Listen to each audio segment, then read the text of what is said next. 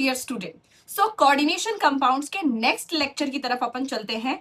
और last lecture में हमने इंट्रोडक्शन पार्ट पढ़ लिया था कि उपसर्ग संयोजन यौगिक किनको कहते हैं, उनके अंदर किस तरीके का स्ट्रक्चर होता है, उनकी संयोजकताएं पढ़ी थी अपन ने, प्राथमिक द्वितीयक, ये सब संयोजकताएं हमने उसकी पढ़ ली थी। ठीक है, हमें अब आगे बढ़ना है। लेट्स स्टार्ट विद द उपसर्ग संयोजक यौगिकों से संबंधित कुछ प्रमुख पारिभाषिक शब्द और उनकी परिभाषाएं। ये जो चैप्टर है इसमें बहुत सारी परिभाषाएं हैं और वो आपके 1 मार्क 2 मार्क इसके लिए बहुत ज्यादा अच्छी रहेंगी। तो आप लोग परिभाषाएं भी याद करेंगे तो इस चैप्टर में आप बहुत अच्छा स्कोर ला सकते हैं। ठीक है, तो स्टार्ट करते हैं। सबसे पहले द्विलवण तथा संकुल में अंतर। द्विलवण मतलब दो लवणों का मिक्सचर, और हमने जो अभी थोड़ी देर पहले देखा था संकुल, कोऑर्डिनेशन स्फीयर, जिसके अंदर अपन क्या बोल रहे थे कि जो बड़े ब्रैकेट में जो आपका स्क्वायर ब्रैकेट है उसके अंदर जो लिखा होता है उसको अपन संकुल कह रहे थे। ठीक है, इन दोनों चीजों में क्या अंतर है, आप कैसे पहचानेंगे कि कौन सा द्विलवण है और कौन एक उपसंयोजक यौगिक या संकुल होगा।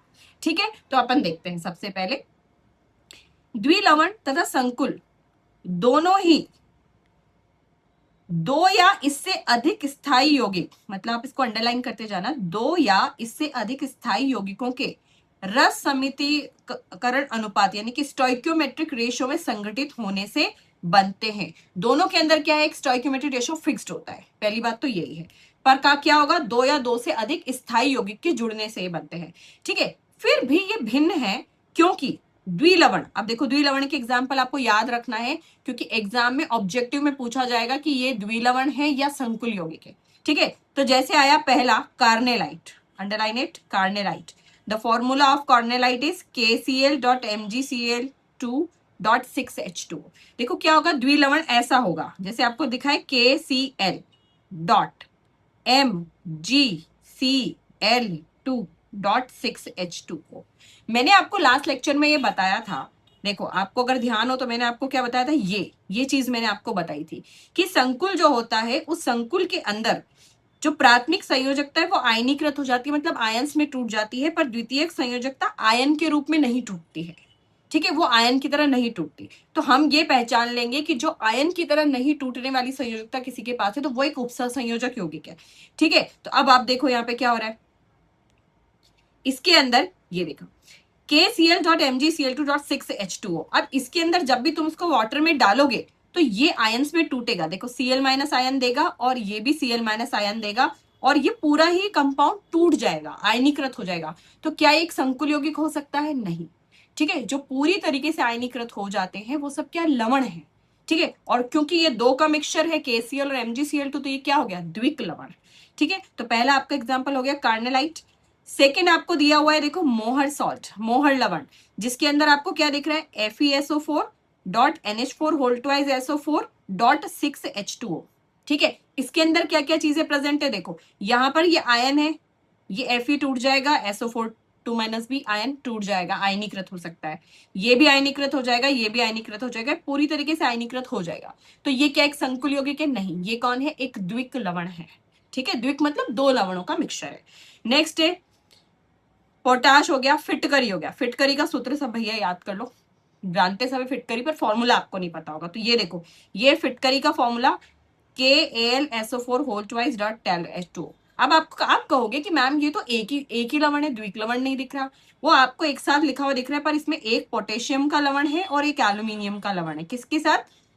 SO4 2 माइनस आयन के साथ। तो ये भी पूरी तरीके से आयनीकृत हो जाते हैं। तो ये वाली बात है कि ये सब जो है तीनों चीजें, कार्नेलाइट, मोहर लवण और जो ये आपकी फिटकरी है, जल में पूर्ण रूप से साधारण आयनों में वियोजित हो जाते हैं। तो जो जल में पूर्ण रूप से साधारण आयनों में वियोजित हो जाते हैं वे द्विक लवण कहलाते हैं। लिख लेंगे आप ये डेफिनेशन, लिख लीजिए। इसके बाद अब संकुल क्या होंगे, जैसे K4FeCN6।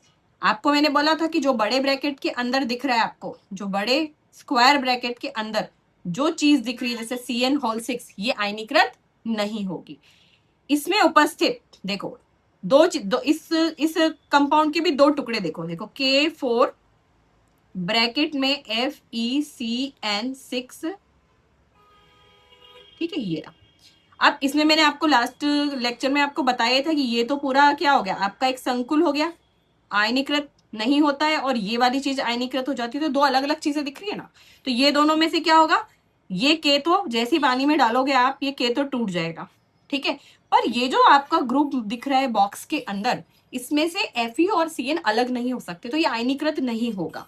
तो ये लिखा हुआ है इसने, इसमें उपस्थित FeCN6 4- संकुल आयन Fe+2 तथा Cn आयनों में वियोजित नहीं होता है, ठीक है। तो आपको क्या समझ में आया, द्विक्लवण किसे कहते हैं और उत्सर्ग संयोजक यौगिक क्या किसे कहते हैं। तो द्विक्लवण आपके वही होते हैं जिन जो पानी में डालने पर अपनी पूर्णतया वियोजित हो जाते हैं अपने आयनों में, वो द्विक्लवण होते हैं, ठीक है। दो या दो से अधिक लवणों का मिक्सचर जो पानी में मिलाने पर पूरी तरीके से आयनित हो जाते हैं, वो आपके द्विक्लवण हो गए। और जो आपके ये है संकुल आयन, उसमें जो संकुल है, कोऑर्डिनेशन स्फीयर है जो ब्रैकेट में होता है, वो संकुल आयन वाटर में वियोजित नहीं होता है, ठीक है। तो द्विक्लवण तथा संकुल में अंतर आ जाए तो आप लाइन खींच के उनके पॉइंट्स लिख के डिफरेंस लिख देना, ठीक है। अब आगे बढ़ते हैं, कोऑर्डिनेशन एंटिटीज, ठीक है। अब कोऑर्डिनेशन एंटिटीज यानी कि उप संयोजन सत्ता या समन्वय सत्ता, कोऑर्डिनेशन एंटिटीज वो क्या होता है अभी समझ में आएगा।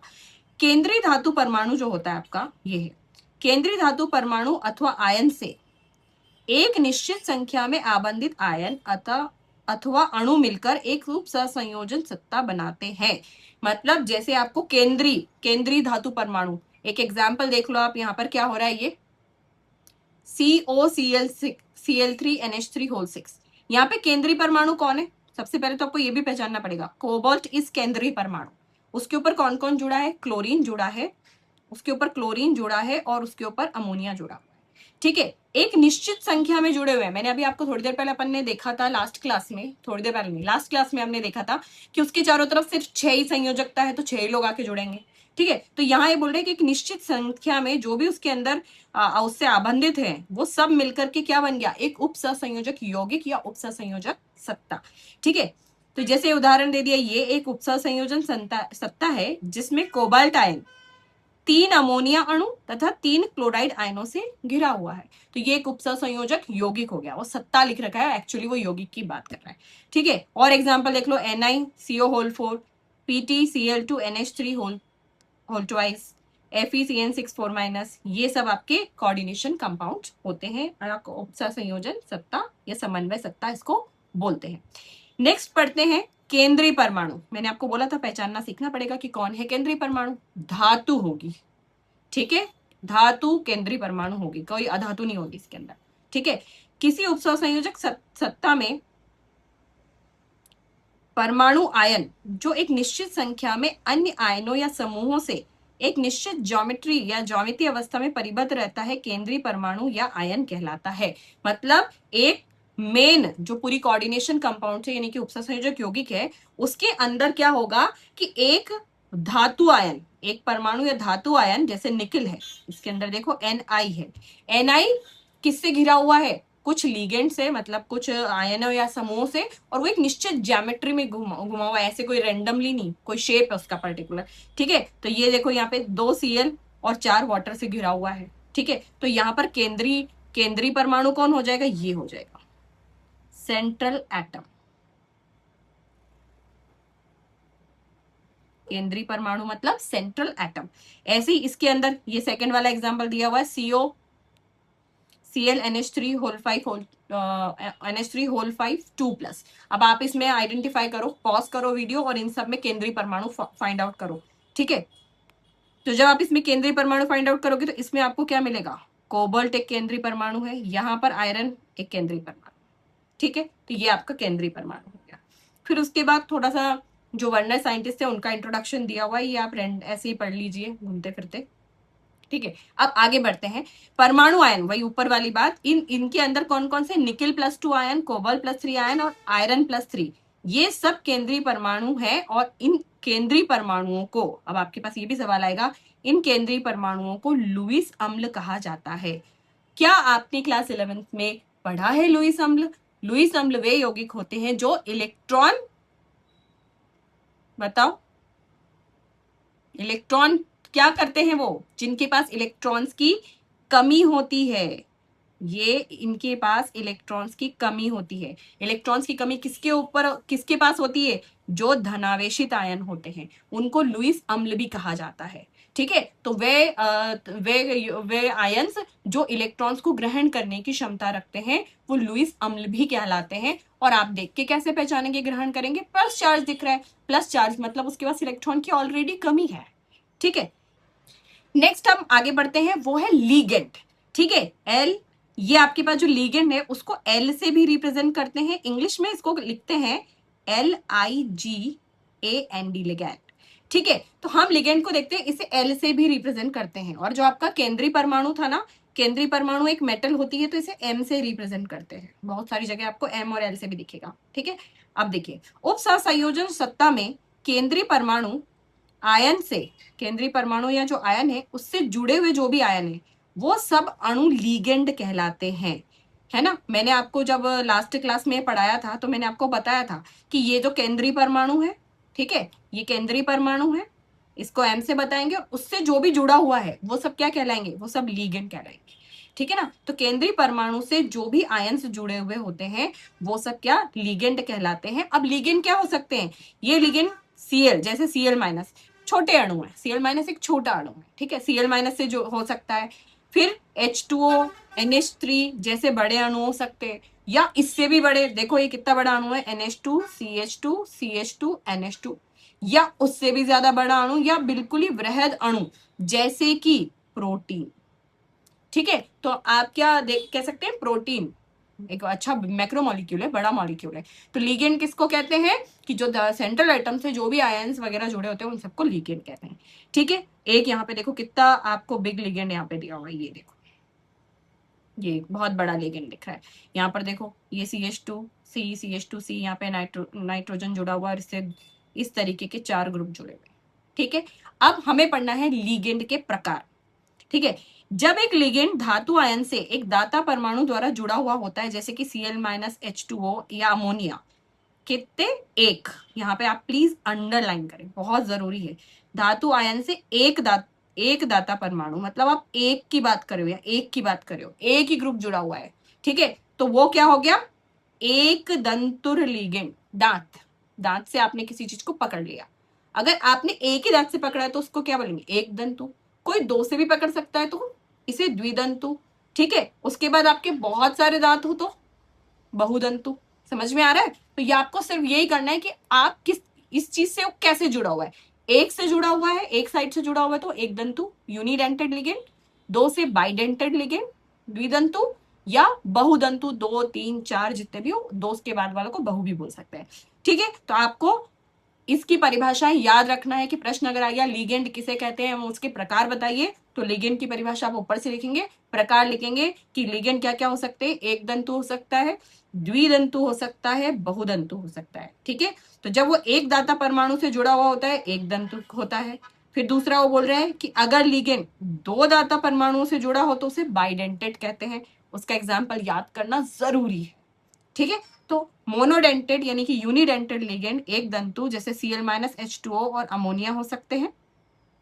बाइडेंटेड के एग्जाम्पल ये रहे, आप याद रखेंगे, जैसे NH2 CH2 CH2 NH3, ethane 1,2 डायअमीन, या ऑक्सिलेट, ये दोनों क्या हो गए, बायदंतु।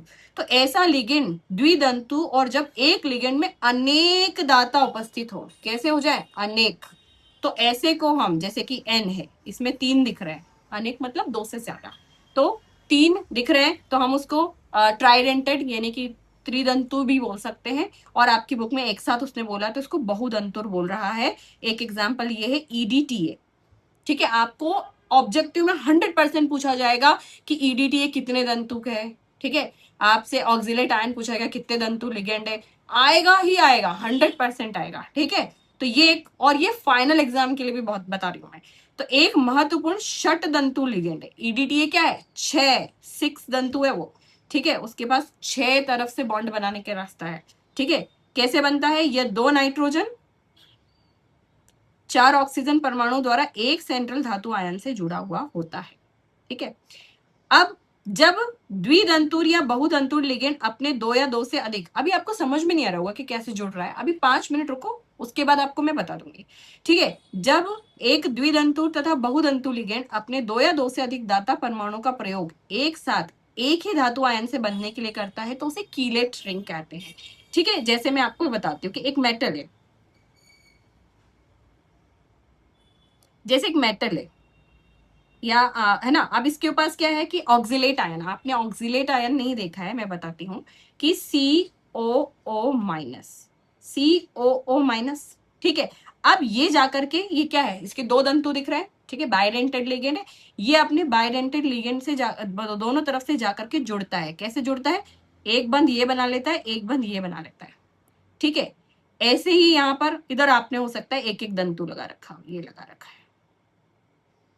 ठीक है, आपको यह क्या दिख रहा है, आपको यहाँ एक चीज दिख रही है कि ऐसे जाकर के ऐसे जाकर के ऐसे जाकर के एक रिंग बन गई है, एक रिंग बन गई है, बंद हो गया है यहाँ पर। तो यही बोल रहा है कि जब बाइडेंटेड दो या दो से अधिक जिसके दंतु होते हैं, अगर वो लिगेंड अपने सब दाता परमाणुओं को एक ही धातु से जोड़ने के लिए यूज करते हैं, मतलब दो हाथे दो दो साइड से, दोनों साइड से अगर वो जुड़ेगा तो रिंग बन जाएगी एक।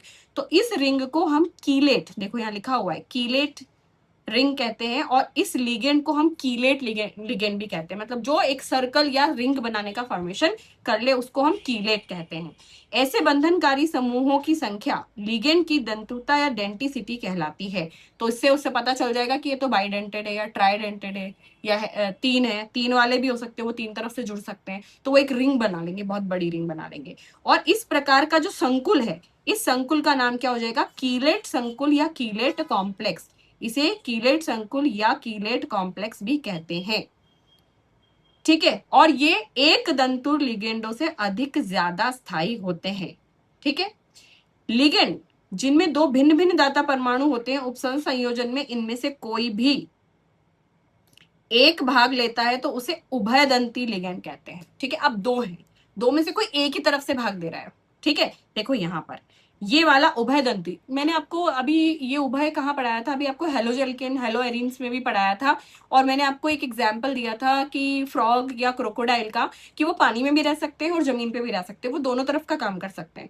तो यानी कि हमने हाँ कहाँ देखा था, देखो CN को देखा था हमने, तो CN जो ग्रुप था वो C से भी जुड़ सकता था और NC से भी जुड़ सकता था। एक को हमने साइनाइड बोला था और एक को हमने आइसोसाइनाइड बोला था, है ना, तो ये दो तरफ से जुड़ सकता था। तो यहां पर भी देखो क्या हो रहा है, ये एग्जाम्पल प्लीज प्लीज प्लीज याद ही कर लेना क्या हो रहा है। देखो फर्स्ट एग्जाम्पल तो ये रहा आपका M है, देखो ये मेटल है, इस मेटल से NO2 ग्रुप जुड़ा हुआ है, पर कहां से जुड़ा हुआ है, देखो नाइट्रोजन की तरफ से जुड़ा हुआ है। नाइट्रोजन का एरो जा रहा है किसकी तरफ, मेटल की तरफ, यानी कि नाइट्रोजन दाता है इस पूरे ग्रुप के अंदर। तो NO2 ग्रुप में अगर नाइट्रोजन ने दिया, नाइट्रोजन के द्वारा वो मेटल से बॉन्डेड है, तो उसका नाम दिया है नाइट्रीटो। N से जुड़ा है तो पीछे क्या लिख दिया, N, नाइट्रीटो N, राइट। अब देखो इसी का एक एग्जाम्पल और देखो, NO2 ही है पर इस बार ये नाइट्रोजन से नहीं जुड़ा है, देखो यहाँ पे ये ऑक्सीजन से जुड़ा है, ऑक्सीजन दे रहा है मेटल को अपना इलेक्ट्रॉन्स। ठीक है, तो इसका नाम क्या हो जाएगा, नाइट्रीटो O। ऑक्सीजन से जुड़ा है तो क्या हो जाएगा, O। यानी कि जब भी आपको ऐसे NO2 ग्रुप जुड़ा है, NO2 के पास दो तरीके से जुड़ने के ऑप्शन से, वो आइदर नाइट्रोजन से भी जुड़ सकता है, ऑक्सीजन से भी जुड़ सकता है। अगर NO2 ग्रुप नाइट्रोजन से जुड़ेगा तो नाम हो जाएगा नाइट्रीटो N, और अगर ऑक्सीजन से जुड़ेगा तो name will be नाइट्रीटो O। Got it. ठीक है, ऐसे एक एग्जांपल और है आपके पास SCN। ठीक है, अब SCN को ध्यान से देखो, अगर SCN में जो बॉन्ड बन रहा है वो S से बन रहा है, S। ठीक है, थायो, S सल्फर को थायो बोलते हैं, थायोसाइनेटो। अगर सल्फर की तरफ से जा रहे हैं तो थायो को पहले बोलेंगे, थायोसाइनेटो। अगर N की तरफ से जुड़ रहा है तो आइसोथायोसाइनेटो। ओके, तो ये समझ में आ गया। तो इन ये जो लिगेंड हो गए, ये कौन से लिगेंड हो गए आपके, ये लिगेंड हो गए आपके उभयदंती लिगेंड। इनको इंग्लिश में एम्बी डेंटेड लिगेंड कहा जाता है। ठीक है, तो यहां पर ये हो गए आपके उभयदंती लिगेंड। ऐसे लिगेंड के उदाहरण NO2 SCN है। NO2 आयन केंद्रीय परमाणु धातु आयन से नाइट्रोजन द्वारा या ऑक्सीजन द्वारा जुड़ सकता है, वैसे SCN भी सल्फर और नाइट्रोजन दो तरफ से जुड़ सकता है। तो आपके पास कितने सारे ऑब्जेक्टिव क्वेश्चन तैयार हो गए कि मोनोडेंटेड लिगेंड कैसे कहते हैं, मतलब एक दंतु किसे कहते हैं, द्विदंतु किसे कहते हैं, कीलेट किसे कहते हैं। आपको अगर दे दिया जाए कि तीन चार दिए गए हों एग्जाम्पल, उसमें से पता करना हो कि कौन उभय दंतु है, तो आप याद रख लेना NO2 दो तरफ से जुड़ सकता है, SCN दो तरफ से जुड़ सकता है। ठीक है, अब मैं आपको यहाँ दिखाती हूँ कि मैंने आपके लिए एक टेबल बनाई हुई है कि लिगेंड और उनके प्रकार। आपकी बुक में नहीं दिया है, आप इस टेबल को प्लीज पॉज करके नोट डाउन कर लेना कि देखो लिगेंड के प्रकार। ये देखो, पहला है मोनोडेंटेड लिगेंड, जिसकी दाता परमाणु क्या होगा, एक तरफ से जुड़ सकता है, मोनोडेंटेड। ठीक है, इसमें केवल एक परमाणु धातु को एकाकी इलेक्ट्रॉन युग्म पेयर देता है, एक ही तरफ से जुड़ेगा। उदाहरण याद कर लो, NH3, वाटर और Cl-, ये सब मोनोडेंटेड, एक ही तरफ से जुड़ सकते हैं, दोनों तरफ से नहीं जुड़ सकते। दूसरा है बाइडेंटेड लिगेंड। बाइडेंटेड नाम से समझ में आ गया, दो द्विदंतु। यहाँ पर कितने कितने दाता परमाणु होंगे, दो दाता परमाणु होंगे।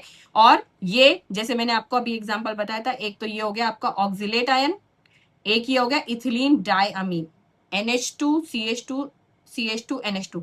यहाँ पर एक वो इस नाइट्रोजन से जुड़ सकता है और इस नाइट्रोजन से जुड़ सकता है, तो इसके पास दो साइट्स हैं जुड़ने के लिए। ये देखो द्विदंतु हो गया, ऐसे CO- भी द्विदंतु हो गया, इधर से भी जुड़ जाएगा। और जब द्विदंतु दोनों तरफ से जुड़ के क्या रिंग बनाते हैं, ये चीलेट रिंग या बंद संरचना चक्र का निर्माण कर लेते हैं। ठीक है, इसके बाद त्रिदंतु में आ जाओ, ट्राइडेंटेड। ट्राइडेंटेड 3 से समझ में आ रहा है कि दाता परमाणु कितने होंगे, 3 होंगे। अब देखो इसका एग्जाम्पल, ये देखो ये वाला इसका एग्जाम्पल है NH2, एक इस नाइट्रोजन से जुड़ सकता है, फिर बीच में CH2 फिर एक नाइट्रोजन यहाँ, और ये लगातार ही है CH2 NH2। ठीक है, मैंने इसका स्ट्रक्चर आपके लिए इधर राइट में बना रखा है।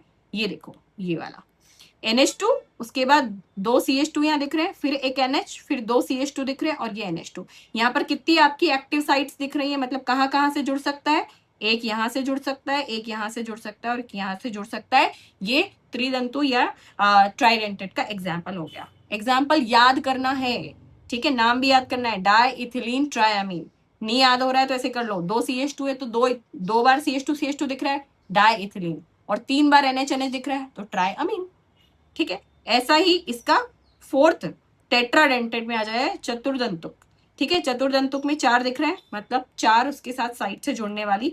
देखो एक रहा ये NH2, फिर CH2 CH3 NH, ये 2 बार है, और ये इसका जैसे मैंने ये स्ट्रक्चर बनाया है, आप कोशिश करना कि इसका भी सेम स्ट्रक्चर बना सको लिख के। ठीक है, तो थोड़ा प्रैक्टिस करोगे तो आज लग जाएगा, राइट।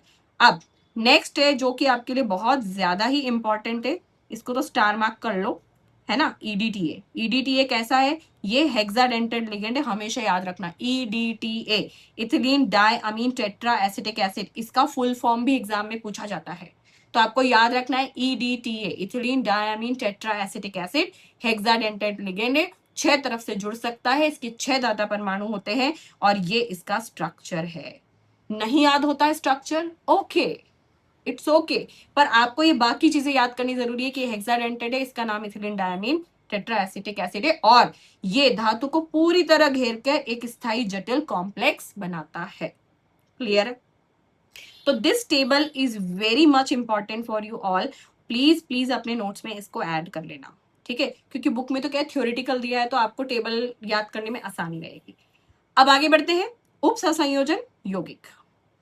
उप सहसंयोजन संख्या, ये मैंने आपको कोऑर्डिनेशन नंबर लास्ट लेक्चर में भी पढ़ाया था कि एक संकुल में जो धातु आयन की उप सहसंयोजन संख्या यानी कि कोऑर्डिनेशन नंबर CN, उससे जुड़े हुए लिगेंडों की उन दाता परमाणुओं की संख्या के बराबर होती है जो सीधे सीधे आयन से जुड़े हुए होते हैं। ठीक है, जैसे आपको एक एग्जाम्पल दे दिया, PTCl6 2-। अब ये आपका क्या है, पूरा संकुल है, पर यहाँ पर वो पूछ रहा है कि ये तो आपका क्या है, मेटल यानी कि धातु परमाणु, उससे कितने आयन जुड़े हुए हैं भाई, 6 जुड़े हुए हैं, तो इसकी कोऑर्डिनेशन नंबर क्या हो गई, 6 हो गई। ठीक है, जैसे दूसरा एग्जांपल देखिए, NiNH3 होल 4, बताओ जल्दी से बताओ इसकी कोऑर्डिनेशन नंबर क्या दिख रही है आपको, 4 दिख रही है। ठीक है, इसमें PT तथा Ni की उपसंयोजन क्षमता या संख्या 6 और 4 है। ठीक है, इसी प्रकार एक और एग्जाम्पल आपसे पूछा जा रहा है, अब ये आप बताओगे Fe2O4 3 माइनस। क्या आप बिल्कुल बता सकते हो? थोड़ा सा दिमाग लगाना, देखिए आप बता सकते हो क्या? देखिए आप बता सकते हो क्या? देखो यहां पर कैसे, मैं बताती हूँ। ये C2O4, C2O4 कौन सा हो गया? Oxalate ion. C2O4 oxalate ion, COO यही होता है ना ऑक्सिलेट आयन। ये यहाँ पर 3 बार उपस्थित है, ये 3 बार जुड़ा हुआ है। तो एक एक की दंत मतलब डेंटिसिटी क्या है? 2, तो 3 की वजह से क्या हो गया? 6। तो वो 6 जगह से बॉन्ड बना सकता है मेटल से। इसका मतलब इसकी समन्वय संख्या क्या आएगी? 6 आएगी। ठीक है। और ये ethylene diamine, ethylene diamine COEN whole thrice, COEN whole thrice में जो कोबाल्ट है वो EN से जुड़ा है। अब आपको EN पता होना चाहिए कि उसकी क्षमता कितनी है। इसका नाम है इथेन 1,2 डायअमीन। ये द्विदंतु लिगेंड है, तो वही द्विदंतु लिगेंड है और 3 लिगेंड जुड़े हुए हैं, तो 3 2 6। तो यहाँ भी इसकी समन्वय संख्या क्या आ गई? कोबाल्ट की भी 6 आ गई है। समझ में आ रहा है थोड़ा बहुत? आई होप आ जाना चाहिए आप लोगों को। थोड़ा सा आप समझोगे, पुराना देखो और थोड़ा सा लगाओ। और अगर नहीं समझ में आ रहा है, इट इज ओके, आप प्लीज कमेंट डाल दो, मैं आपको वापस से इसको एक्सप्लेन कर दूंगी। ठीक है। यहाँ यह जान लेना आवश्यक है कि केंद्रीय परमाणु आयन की उप संयोजन संख्या केंद्रीय परमाणु आयन तथा लिगेंड के बने केवल सिग्मा बंधों की संख्या पर ही निर्धारित करनी है अपने को कोऑर्डिनेशन नंबर। अभी आगे क्या पाई बंध भी बनता है, पाई को काउंट नहीं करना है हमें। ठीक है। तो यहाँ पर एक काम की बात है कि यदि लिगेंड तथा केंद्रीय परमाणु के बीच में पाई बंध बने हो तो उनको गिनना नहीं है। ठीक है। ओनली सिग्मा बंध को ही गिनना है। अगर आपको ऐसे भी नहीं आ रहा तो मैं एक और बार समझाती हूँ कि ये वाला बताती हूँ। COEN whole thrice, ethane 1,2 diamine. अब देखो इथेन 1,2 डायअमीन, पहले तो आपको इसका स्ट्रक्चर आना चाहिए। देखो बिना स्ट्रक्चर के कुछ भी नहीं होगा। इथेन 1,2 डायअमीन। ठीक है। इसको EN भी बोलते हैं। अब EN उसमें 3 बार जुड़ा हुआ है। अब EN कैसे होगा? इथेन तो ये हो जाता है CH2 हो जाएगा, और डायअमीन यानी कि 2 NH2 लगे हुए हैं, एक इधर लगा हुआ है और एक इधर लगा हुआ है। जब स्ट्रक्चर लिखना आ जाएगा तो आप समझ जाओगे कि इसके 2 ही दांत है, बाइडेंटेड लिगेंड है तो 2 दांत है। ठीक है। और मेटल के साथ वो कितने जुड़े हुए हैं? 3 EN ग्रुप जुड़े हुए हैं, तो यानी कि 2 इंटू और 3 इसकी, यानी कि इसकी टोटल कितनी बंध बनाए होंगे? इसने 6 बनाए होंगे। तो कोऑर्डिनेशन नंबर क्या हो जाएगा मेटल का? 6 हो जाएगा। ठीक है। बहुत सारे एग्जाम्पल दिए हुए हैं बुक के अंदर, आपको धीरे धीरे करोगे तो आने लग जाएगा। फिर आया कोऑर्डिनेशन स्फीयर, समन्वय मंडल। ठीक है। पूरा जो ब्रैकेट के अंदर सामान लिखा हुआ है वो सब कोऑर्डिनेशन स्फीयर है। तो केंद्रीय परमाणु आयन से जुड़े लिगेंडों को गुरु कोष्टक मतलब आपका स्क्वायर ब्रैकेट में लिखा जाता है, तथा ये सभी मिलकर कोऑर्डिनेशन स्फीयर या समन्वय मंडल कहलाते हैं। जैसे ये पूरा, ठीक है। अब ये आ गया, ये आपको जैसे ये स्ट्रक्चर दिया हुआ है, अब इसमें आपको ये पूरा कंपाउंड दिया हुआ है। तो मैंने आपको बताया था कोऑर्डिनेशन स्फीयर क्या होगा। अब ये पूरा कंपाउंड है, पर पूरा कोऑर्डिनेशन कंपाउंड है। कोऑर्डिनेशन स्फीयर किसे कहेंगे? इसके अंदर जो ब्रैकेट के अंदर लिखा हुआ पार्ट है सिर्फ वही होगा इसका कोऑर्डिनेशन स्फीयर, लिखा हुआ भी है। और बाकी जो बाहर है वो क्या बन जाएगा? प्रति आयन। मैंने आपको लिखाया है ना, ये देखो, ये लिखाया मैंने। ठीक है। ये क्या हो गया? आपका संकुल या कोऑर्डिनेशन स्फीयर हो गया। और ये जो बाहर लिखे हुए वो सब क्या? प्रति आयन। तो गुरु कोष्टक के अंदर यानी कि जो आपके स्क्वायर ब्रैकेट है उसके अंदर जो भी लिखा है, जो भी लिखा है वो सब क्या हो जाएंगे? आपके कोऑर्डिनेशन स्फीयर। और आयनीय समूह गुरु कोष्टक के बाहर लिखे जाते हैं, मतलब जो आयनाइज होते हैं वो सब बाहर लिखे होते हैं, उनको प्रति आयन कहते हैं। है ना? ये सब परिभाषाएं हैं, प्लीज इन परिभाषाओं को याद कर लो, अपनी कॉपी में नोट कर लो, सारी परिभाषाएं A to Z लिख लो। आपके मतलब बहुत सारे क्वेश्चन इसमें हो जाएंगे। ठीक है। और उदाहरण जरूर देना है, जब भी एग्जाम में क्वेश्चन आए आपको उदाहरण देना है। जैसे आपको पूछा जाए कि समन्वय मंडल किसे कहते हैं, तो आपको ये लिखना है कि केंद्रीय परमाणु से जुड़े लिगेंडों को बड़े स्क्वायर ब्रैकेट में लिखा जाता है, उसे समन्वय मंडल कहते हैं। और इसके बाहर की तरफ जो आयन लिखे होते हैं उन्हें प्रति आयन कहते हैं। उदाहरण K4FeCN6 में FeCN6 समन्वय मंडल है और K+ आयन प्रति आयन है। ठीक है। इसके बाद देखो कोऑर्डिनेशन पॉलीहेड्रॉन। ठीक है। कोऑर्डिनेशन पॉलीहेड्रॉन मतलब आपका समन्वय बहुफलक। ठीक है। अब केंद्रीय परमाणु आयन से सीधे जुड़े लिगेंडों की परमाणुओं की द्विक स्थान स्पेशल अरेंजमेंट को समन्वय बहुफलक कहते हैं। ठीक है, क्या होता है कि जब आपने कोई भी मॉलिक्यूल ले लिया है तो मॉलिक्यूल की जो ज्योमेट्री होती है वो एक शेप होती है। हमने रासायनिक आबंध क्लास 11 में पढ़ा है। ये नीचे आपको चित्र दिए हुए हैं। किसी की आकृति अष्टफलकी हो सकती है, किसी की वर्ग समतलीय और किसी की चतुष्फलकी होती है।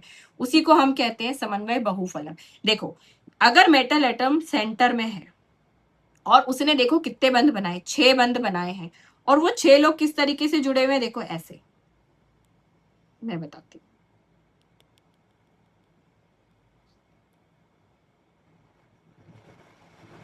ये 4 तो एक ही प्लेन में होंगे। ठीक है, 4 एक ही प्लेन में होंगे और दूसरे 2 लिगेंड ऊपर और नीचे होंगे। ठीक है, जैसे आप अपनी नोटबुक उठा के देख लो। यहाँ सेंटर में मेटल है, एक बंद इधर, एक बंद इधर, एक बंद इधर, एक बंद इधर, एक ऊपर और एक नीचे। तो ये कैसी ज्यामिति हो गई, ये एक अष्टफलकीय ज्यामिति हो गई। ठीक है, ऐसे ही चतुष्फलकी की बात होगी। चतुष्फलकी ऐसा होता है,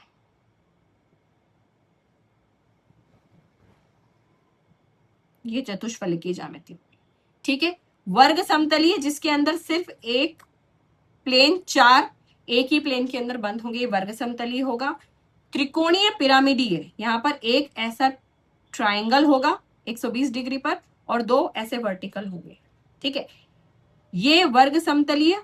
वर्ग पिरामिडी ऐसी होती है जिसमें एक तो प्लेन चौकोर होगा और उसके ऊपर एक लिगेंड होगा। तो आप इस तरीके से ये ज्योमेट्री प्लीज याद कर ले, इनके नाम याद कर ले। ठीक है, क्योंकि एग्जाम में ये भी आएगा आपके।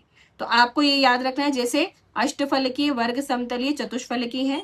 उदाहरण दिया हुआ है CONH3 होल 6। ये उदाहरण आपको सीधे सीधे सीधे सीधे रट लेने हैं कि CONH3 होल 6 ये कैसा होता है, इसकी अष्टफलकीय ज्यामिति है।